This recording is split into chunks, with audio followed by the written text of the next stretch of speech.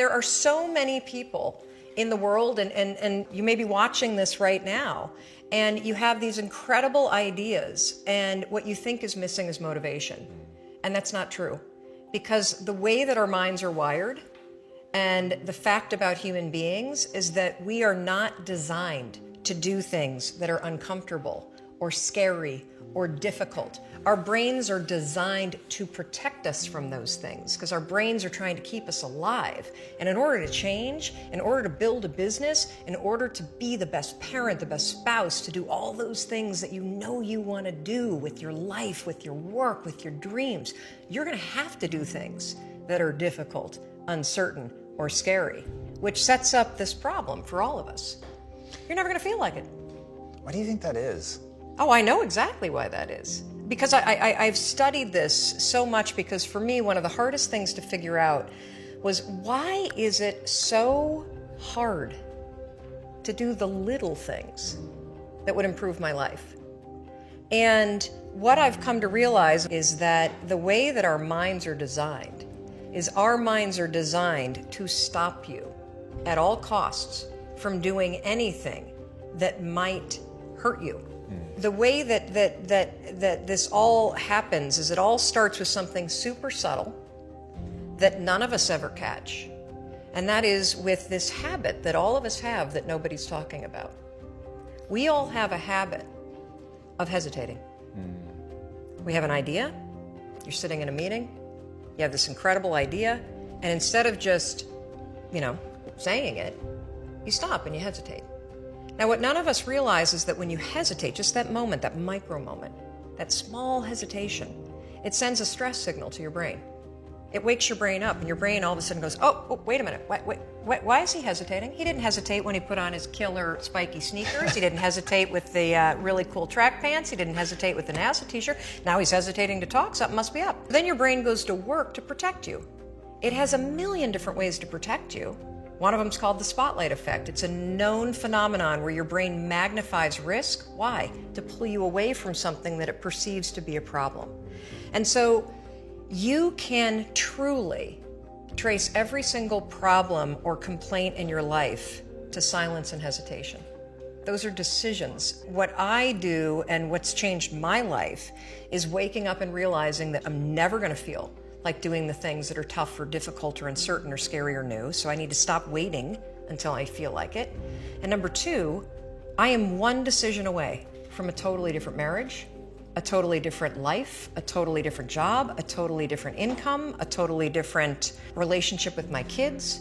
Not like one decision, I'm divorcing you in the marriage example, but one decision on, you could be having a conversation with your spouse and you feel your emotions rise up, and within a tiny window, those emotions can take over and can impact how your marriage goes. Or you can learn how to take control of that micro moment and make a decision to act in a way that actually shifts your marriage.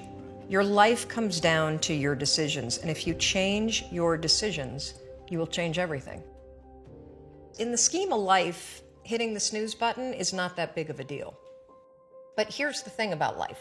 None of us wake up and say, today is the day I destroy my life. What we do is we kind of check out because it feels overwhelming. Or we check out because we're afraid. Or we check out because we start listening to self-doubt. And then we make these teeny tiny decisions all day long. And we don't even realize it.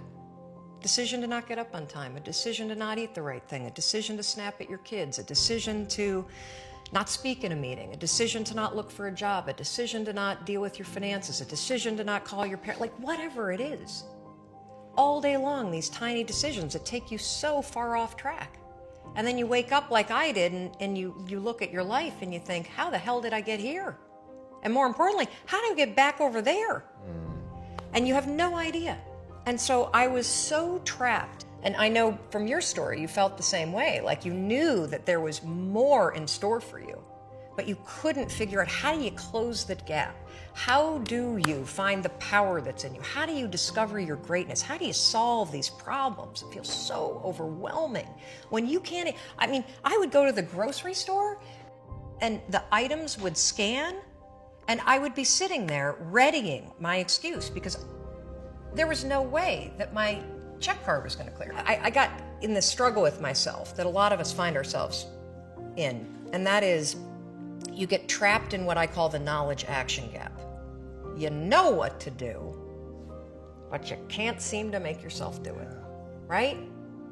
I mean, every one of us is one Google search away from a list of instructions that if you follow any of them, it will change your life. But how do you get out of your head and stop thinking about what you need to do and actually do it? And in my case, this stuff was pretty easy. Get up on time, make breakfast for the kids, get them on the bus, start looking for a job. Don't drink so much. Instead of isolating yourself, pick up the phone and call a friend. Get yourself out into the woods and go for a walk. Start running again. Like all these little things that I was capable of, but I couldn't get out of here. Could not get out of here. And if you're stuck, that's the problem. The problem is you're in your head, you're thinking. When you set goals, when you have an intention on something that you want to change about your life, your brain helps you. What it does is it opens up a checklist, and then your brain goes to work trying to remind you of that intention that you set. And it's really important to develop the skill, and I say that word purposefully, the skill of knowing how to hear that inner wisdom and that intention kicking in and leaning into it quickly. So for me, my brain saying, that's it, right there, move as fast as a rocket, Mel. I wanted to change my life. And I think most people that are miserable or that are really like dying to be great and dying to have more, we want to change. We want to live a better life. We want to create more for our families. We want to be happier. The desire is there. Again, it's about how do you go from knowledge to action. So the first thing in this story that's important is realizing that the answer was in me. And my mind was telling me, pay attention. Anyway, the next morning, the alarm goes off, and I pretended NASA was there. It's the stupidest story. I literally went 5, 4, 3, 2, 1. I counted out loud, and then I stood up. And I'll never forget standing there in my bedroom. It was dark. It was cold. It was winter in Boston. And for the first time in 3 months, I had beaten my habit of hitting the snooze button. I couldn't believe it. And I thought, wait a minute. Counting backwards? That is the dumbest thing I've ever heard in my entire life. Well, the next morning I used it again and it worked. The next morning I used it again and it worked. The next morning I used it again and it worked. And then I started to notice something really interesting. There were moments all day long, just like that 5-second moment in bed, where I knew, knowledge, what I should do. And if I didn't move within 5 seconds, my brain would step in and talk me out of it. Every human being has a 5-second window, might even be shorter for you. You have about a 5-second window in which you can move from idea to action before your brain kicks into full gear and sabotages any change in behavior. Because remember, your brain is wired to stop you from doing things that are uncomfortable or uncertain or scary. It's your job to learn how to move from those ideas that could change everything into acting on them. When you understand the power of a 5-second decision, and you understand that you always have a choice to go from autopilot to decision maker, everything in your life will change. You will be a different negotiator. You will be different in sales. You will be unstoppable in the gym because you will realize the amount of garbage that you put in the way of your hopes, of your dreams, of your potential, of your confidence, of your courage. Everything comes down to the decisions that you make. We all know what to do. None of us know how to make ourselves do it. I started researching it. Why does something so stupid work? Why? Why does something so silly create such powerful and profound change? Well, here's why. The rule is a form of metacognition. Metacognition is a fancy pants term that means something real simple. You can outsmart your own brain in furtherance of goals.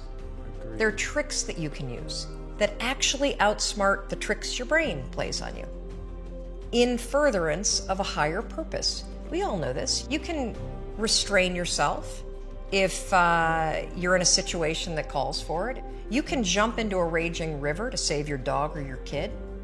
You can direct yourself in ways if it's important to you. And so the rule, what it does is it does something really remarkable. When you count backwards, 5, 4, 3, 2, 1, what you're actually doing is you're interrupting what researchers call habit loops that get encoded as closed loop patterns in your basal ganglia. That's the part of the brain where your feelings, where your emotions, every habit that you have, which is nothing more than behavior that you repeat that you don't even think about. And so when you go 5, 4, 3, 2, 1, it interrupts what's going on here that's spinning without you thinking, and it moves and awakens your prefrontal cortex. So when you hit 1, your habit has been interrupted. So you've interrupted self-doubt. You've interrupted maybe snapping at your kids. You've interrupted the desire to grab for a drink. You've interrupted procrastination. You've also, by counting backwards, done an action. It's awakened your prefrontal cortex. That is the part of the brain that you need that's awake when you're changing behavior, when you're learning new things. When you hit 1, it's also a prompt. So in the language of research, you'll hear people talk about starting rituals. That is something that's proven to help you learn a new habit. The 5-second rule, when you repeat it, becomes a starting ritual that triggers you to act with confidence, that triggers you that this is a moment for courage, that triggers you to shift gears. And because you've also done the manual work of awakening the part of the brain that you need to change, you've set yourself up for success. It doesn't work if you count up, because you can keep going. And also counting up doesn't require focus. If you count backwards, 5, 4, 3, 2, 1, it again awakens the prefrontal cortex and it prompts you to move. When you start to use it and then you read about it, you'll see that it's being used all over the place. They use it in the armed services in order to align troops and get them to start an exercise. They use it at elementary schools, 5, 4, 3, 2, 1, at big assemblies to get a huge room full of kids to stop talking. Really simple and interesting example, yeah. Because it requires you to focus. It's not a habit. It will become a habit that prompts you to have confidence and courage. But in the beginning, it interrupts patterns of behavior that you do on autopilot. It helps you assert control, and it teaches you how to become the kind of person that moves from thinking about something to actually doing it. I think we're all flawed, and that's the beauty of who you are.